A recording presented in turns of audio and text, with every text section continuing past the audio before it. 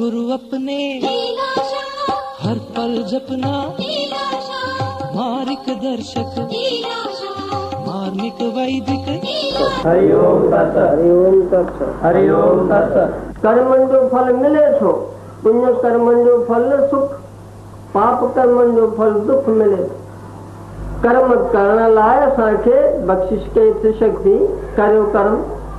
ए भली ए बुरी राह ऊपर पड़ी, दस्त तड़े है वाग बेली दस मन हाथ। ए भली ए बुरी राह ऊपर पड़ी, दस्त तड़े है वाग बेली। ए नहीं है फलकार कहंदी अदा, है पई विच दी पाग बेली। कम चार तड़े वणी सो करी, है सवारू हदा राग बेली। हाल दरवेश लेखू वलेंदे यो, नफा नुकसान तुही माग बेली। कर्म कर तो जे अधिकार में है, तू करे सके तो, पर फल की फल पंहिंजे हथ में रखो। कर्मणा अधिकार से मां फलेषु कदाचित। भगवद गीता अध्याय 2 47 चलो। फल ॾियण साहिब जे हथ की मन ही अहिड़ो अथई जे हिन खे काबू कई। जब साहिब में अचे थो, मन जीतई जग जी। मन के काबू कई त सारे जान के जीत। भरथरी भी चयो, मन रूप जीता सब रूप जीत। न जीतल मलिन मन तो जो वेरिया, जो जीतल मन आहे इस तरह वो कि वो तो जो।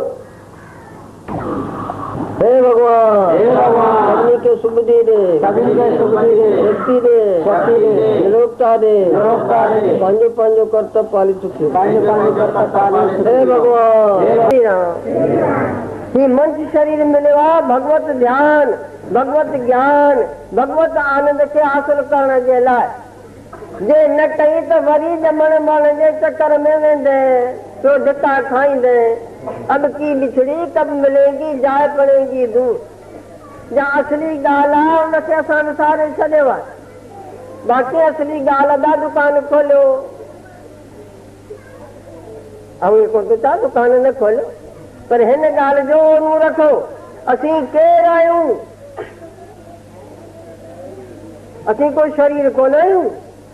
जी जागण खाब निंड, असीं न निंड आहियूं, न जागण आहियूं, न खाब आहियूं। इन जे ॼाण वारा आहियूं, हिन खां धार आहियूं। चाहे सां सदा रहण वारो आनंद, जेसीं पले न पियो जोड़ंदा रहंदासीं। महापुरुष ॿुधाइनि था त वो सदा रहण वारो आनंद तुंहिंजी जान आहे। तूं आनंद स्वरूप आहीं।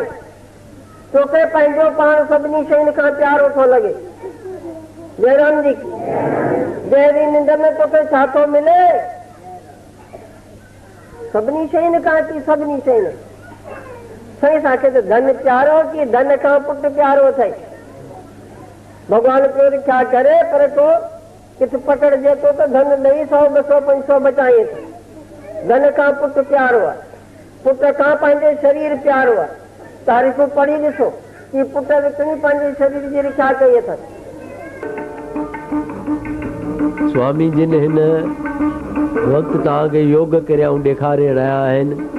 आसन खां पोइ हीउ जेको आसन आहे सर्वा अंग जो हिकिड़ो अंश आहे। सर्वा अंग आसन जी माना आहे सॼे शरीर खे, सॼे शरीर जे अंगनि खे शक्ति मिले थी, जंहिंजे करण सां नितनेम 15 मिंट 20 मिंट हमेशह सुबुह जो कजे ख़ाली पेट सां, जंहिंमां अनेक फ़ाइदा थियनि था। पहिरीं पहिरीं उथी बीहजे ऐं टंगूं सिधियूं हुजनि, हथ पेरनि ते वञनि। जंहिंजे हिन आसन करण सां कमर में शक्ति वधे थी, टंगुनि में शक्ति वधे थी, पेट में जिठरा अग्नि खे वधीक बुख लॻे थी। आसन करण जो सभिनी खे अधिकार आहे ऐं सभिनी खे करणु घुरिजे, ऐं उन मां घणा ई फ़ाइदा थियनि था। उन बारे में स्वामी जिन रोशनी विझी रहिया आहिनि, ॿुधाए रहिया आहिनि त हर घर गृहस्थूअ खे बि घुरिजे सुबुह जो समय कढी बि आसन करणु घुरिजनि ऐं एकांत में वेही करे अभ्यास बि ज़रूरी करणो आहे आत्मिक उन्नतीअ जे लाइ जिन मां असांखे घणो फ़ाइदो मिले थो असांजो जीवन सुखमय ठही पए थो जंहिंसां आत्मज्ञान जी प्राप्ति थिए थी। ही भाउ डॉक्टर लुला आहे जेको योग अभ्यास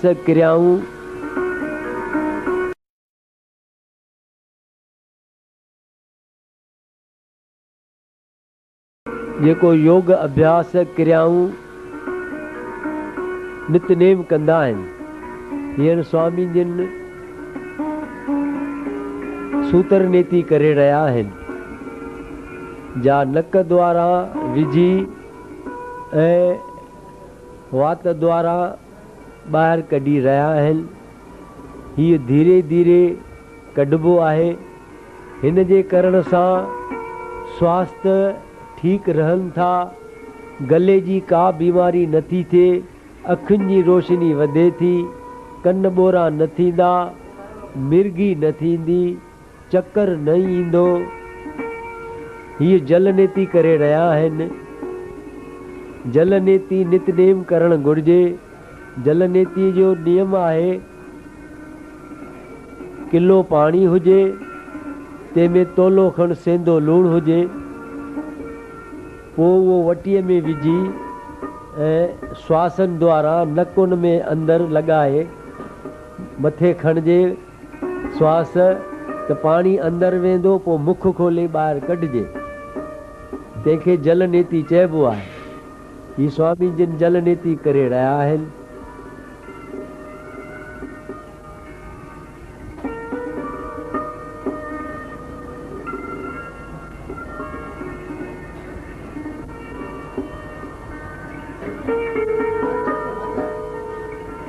जल नीतिअ ते अनेक फ़ाइदा आहिनि। High blood pressure, low blood pressure, दिल जी धड़कण, फिफर ऐं चक्कर अचणु, ॾंद मज़बूत रहनि था। एतिरा फ़ाइदा थियनि था। बीमारियूं सभु ॿाहिरि निकिरी वञनि थियूं हिकिड़े ई जल नीति करण सां। इहो सिंगापुर वासी रहंदड़ भाउरनि भेनरुनि खे सिंधू हाउस में ॿुधाए रहिया आहिनि जो अॼु बि सिंधू हाउस आहे। स्वामी जिन हींअर धोती करे रहिया आहिनि। 40 हथ स्वामी जिन धोती करे रहिया आहिनि जा मुख द्वारा अंदरि पेट में विझनि था जिन सां पेट जूं अनेक बीमारियूं आंडनि जूं अनेक बीमारियूं साफ़ थी वञनि थियूं। कैंसर, टीबी ऐं अन्य बीमारियुनि जो नाश थी वञे थो। हीअ कढणु वक़्तु ॿाहिरि कढणु वक़्तु कपिड़ो तमामु धीरे धीरे ऐं सावधानीअ सां कढिबो आहे। हींअर स्वामी जिन तव्हांखे ॿाहिरि कढी ॾेखारे रहिया आहिनि त कीअं ॿाहिरि कढिजे। मुख में थोरो पाणी विझी पोइ धीरे धीरे हुनखे ॿाहिरि छिकिजे। साल में 3-4 दफ़ा करणु घुरिजे। हींअर स्वामी जिन तव्हांखे सर्वांग आसन करे ॾेखारे रहिया आहिनि। सर्वांग आसन करण जो ही पहिरियों हिकु तरीक़ो आहे।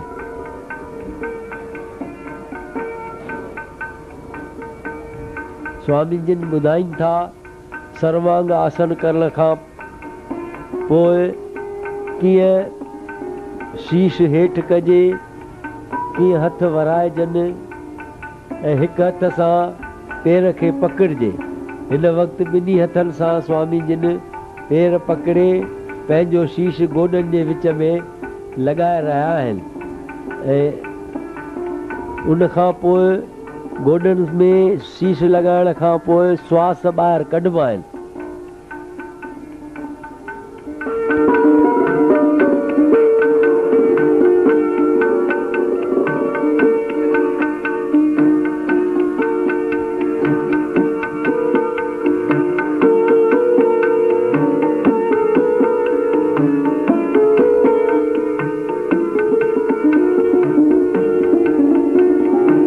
स्वामी जिन ॿुधाए रहिया आहिनि त ही सर्वांग आसन करण सां पेट में गैस जी बीमारी थींदी आहे अथवा किन किन खे पेट में ॻोड़ा थींदा आहिनि जंहिंजे करे डॉक्टरनि जे शरण वञी ऑपरेशन कराइनि था, परंतु हिन आसन करण सां इहा बीमारी निश्चित पूर्व निकिरी वञे थी ऐं शरीर खे निरोगता प्राप्त थिए थी।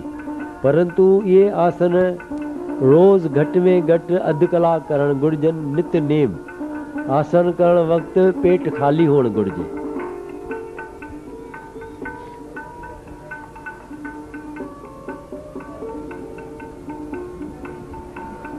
ही सर्वांग आसन आहे। सर्वांग आसन जी माना आहे सभिनी अंगनि जो राजा। पंहिंजे शरीर खे मथे खणिजे ऐं कमर ते ॿिन्ही हथनि जो आधार ॾिजे। उन करण सां सॼे शरीर खे सही ऐं ठीक रूप में रक्त जो दौर हले थो। ख़राब खून हूंदो सो बि साफ़ थी वञे थो।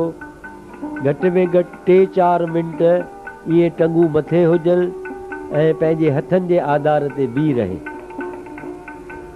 हिन वक़्तु स्वामी जिन ही आसन करण खां पोइ टंगू मथे जे पुठियां हली वञणु घुरिजनि, हथ सिधा हुजनि ऐं पोइ धीरे धीरे पंहिंजे शरीर खे उथारे उन सां गॾु टंगू सिधियूं बि कंदियूं वञनि ऐं पाण बि उथंदो रहे जीअं स्वामी जिन करे रहिया आहिनि।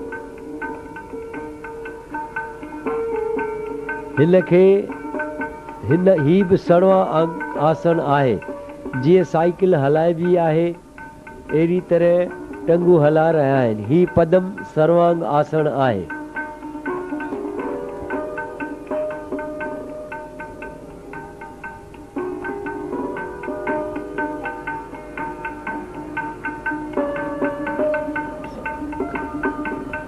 स्वामी जिन ॿुधाईंदा आहिनि त असांजे शरीर में 84 लख नारियूं आहिनि।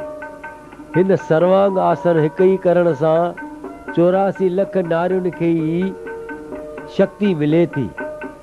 ख़ासि करे योग मन जी एकाग्रता खे रखण जे लाइ ही आसन लाभदायक आहे। ही आसन गरबा आसन हिन खे चइबो आहे। टंगू पुठियां आहिनि, टंगुनि जे विच में शीश आहे ऐं हथ ॻिचीअ ताईं आहिनि।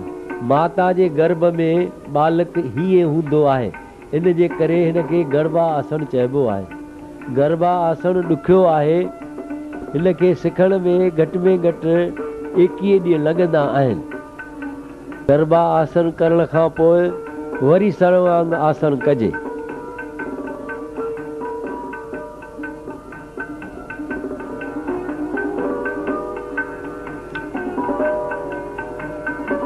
ही धनुष आसन आहे। संदन प्रेमी भक्त श्री वीरभान सागर जिन करे रहिया आहिनि। धनुष आसन ऐं मयूर आसन हिन मां ख़ासि करे पेट जूं बीमारियूं नाश थी वञनि थियूं। किन किन मनुष्यनि खे ॻाल्हाइण में हिमक थींदी आहे। स्वामी जिन ॿुधाए रहिया आहिनि त उन्हनि खे घुरिजे त जल नीति करण खां पोइ पंहिंजे ज़बान खे थोरो ॿाहिरि कढी छिकिजे, वरी छॾिजे, वरी छिकिजे, वरी छॾिजे। कुझु समय खां पोइ उहा ॻाल्हाइण में जेका हिमक थिए थी सा नाश थी वेंदी ऐं उहो बिना हिमक जे ॻाल्हाए सघे थो। इहा सभिनी खे ॿुधाए रहिया आहिनि।